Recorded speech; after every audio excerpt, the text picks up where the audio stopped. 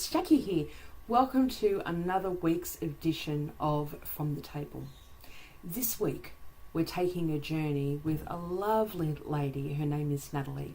Her chief complaints were she had an autoimmune disease that she was currently working through, not just with Body Talk, but also she had a group of other therapies and practitioners sort of rallying on her side with her, supporting her through a healing process of autoimmune. And it was Hashimoto. So a lot of people are familiar with that thyroid disease, Hashimoto's. She had other issues as well. She found it really hard to actually make connections and build friendships, build relationships, keep relationships. She usually found that at some point or another during a relationship, and it could be a relationship with a friend or a family member or a colleague, not necessarily an intimate relationship, that she would get quite emotional and then want to leave the relationship, not want to have anything to do with it. So one of her chief complaints was, I get high emotions and they're uncomfortable and I don't know how to deal with them. And they seem to come in me and they stay in me and I can't let them go. And so then I'm still in those high emotions days later, weeks later. So I would just rather be on my own. I would rather not have any friends at all. I would rather just keep to myself and I would rather just do my own thing and not make connections, not have friendships, not have anything. And of course, she'd been triggered a few days before, so when she came to see me, she was quite emotional at this time. And that's also, even though it's uncomfortable for her, it's a nice place to be in because we have the opportunity to look at what's going on while it's fresh and it's sitting there right in front of us. One of the things that came up as a huge priority in her session is also a concept that I'm going to talk to you about today. And it looks at how from the day that your feet hit this earth, and then we look at the first 5 to 7 years of your life, every single experience that you have is a sensory experience, right? Everything that you see, hear, smell, taste, and touch gets taken in as data, as information, and it gets logged somewhere, consciously, unconsciously. Of course, every bit of information that comes in, you can't possibly have conscious access to. So there's something like 30 million bits of information that comes in every second or two through the 5 senses. That's a lot of data to actually bring in over 5 to 7 years. You're literally like a huge sponge. Everything that you sponge off and learn from your guardians, your teachers, your friends, family, what you see on TV, what you learn about the world just through watching innocent movies, right? We learn greatly from those archetypal figures that are presented to us in Walt Disney movies, right? So all of that collated together really formed the foundations for who she was going to be for the rest of her life. I kind of think it like a basic cake recipe, right? This is my analogy that pops into my head right now. So for a basic cake recipe, you need some basic ingredients, okay? When we apply that to the first 5 or 7 years of her life, your life, we have these basic ingredients that we go through in life and we start pulling into us. And these basic ingredients are our belief systems, our habits, our patterns, our behaviors, our triggers that we learn from people in the world around us. Belief systems such as, the world is not a safe place, or to love means that I have to obey. All these different kinds of things that we take in consciously and unconsciously every single moment of the day. Now, after that first 5 to 7 years, everything that you take on board as truth, as knowledge, from people or the world around you, it then becomes like embellishments on your cake. You're just decorating it now. The core foundations for what makes you up and what makes you tick is already there. So what we were doing in this body talk session, and what we can do an enormous amount of work with, is really shifting and changing those foundational belief systems. And here's why, and I'm going to use Natalie's experience as an example today. Her experience for the first 7 years was something like this. If she cried, she was told to shut up, or she would be given something to cry about. She was told that her face looked ugly when she cried. If she was sad, or if she was worried, or if she was concerned, if she was really fearful about something, she was told that her behaviour towards that, so in other words, her experience of fear was not the right one to have.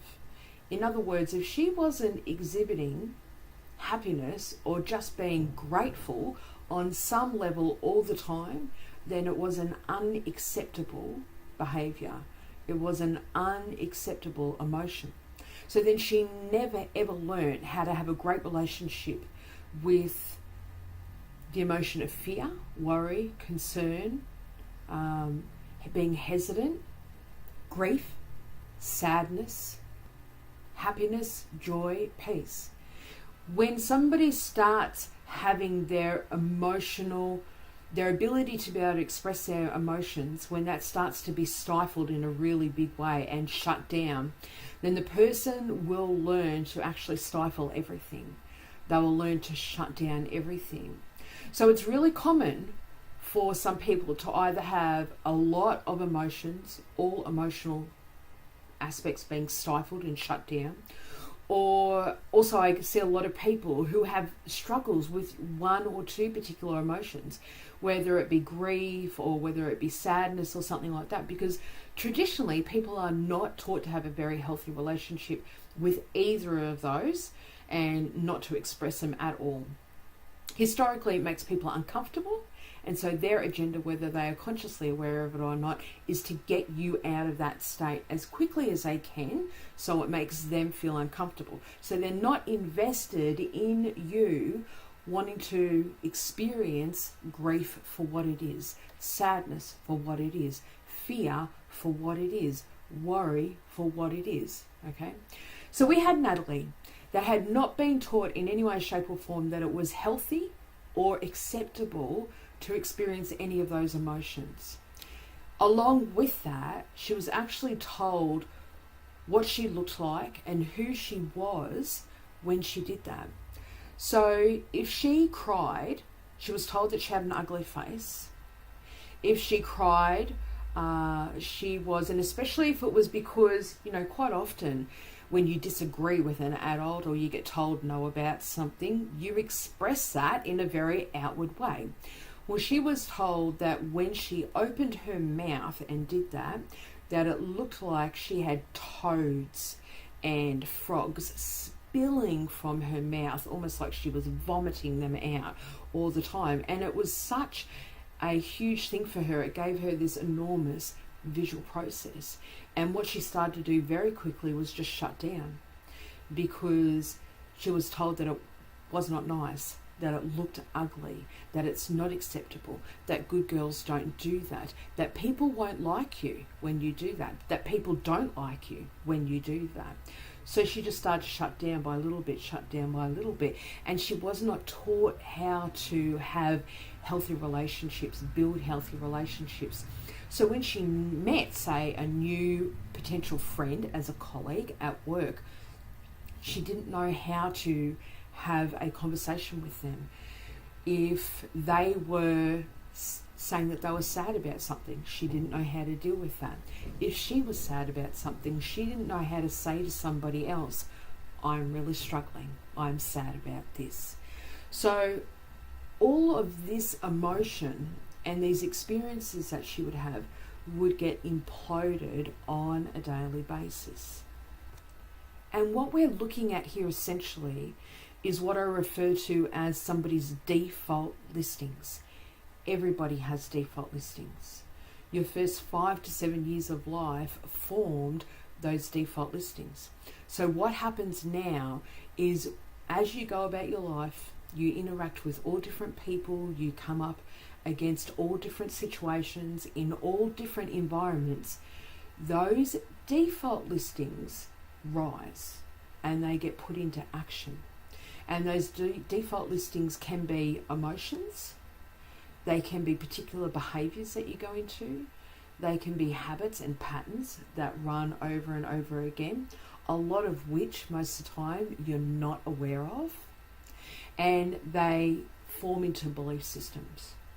And this is where it becomes really big, because Natalie had very big belief systems that when she spoke her truth, which is whatever emotional state that she was in that moment, when she spoke her truth, that it made her look ugly. That was a belief system that she had, right?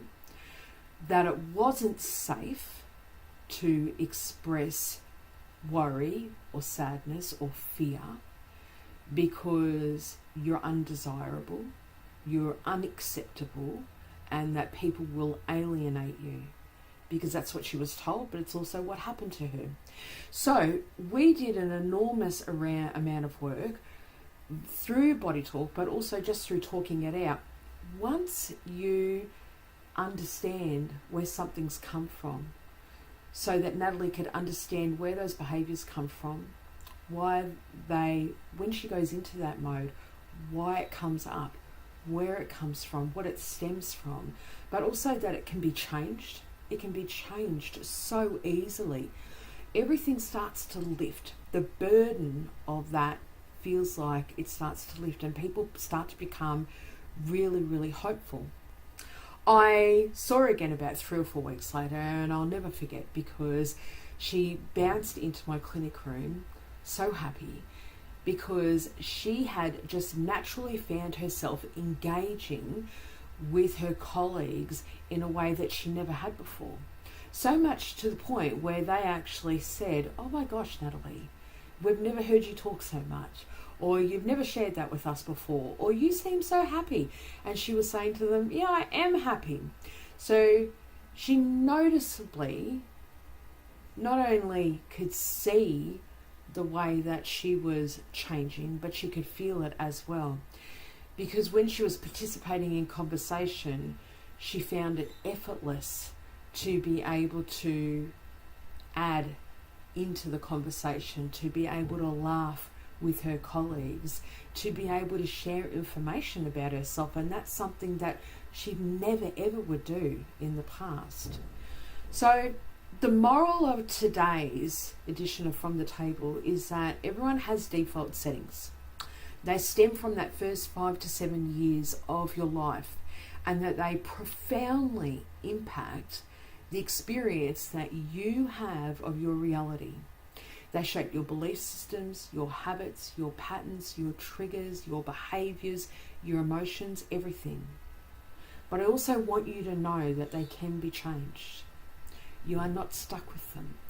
You are not the forever result of what your past is. Don't let anyone ever tell you that because that's the experience that you had in the first 7 years, that that's what your outcome is going to be. It's not the case at all. And I would challenge you to also question everything that you were ever taught or known in those first 7 years, okay?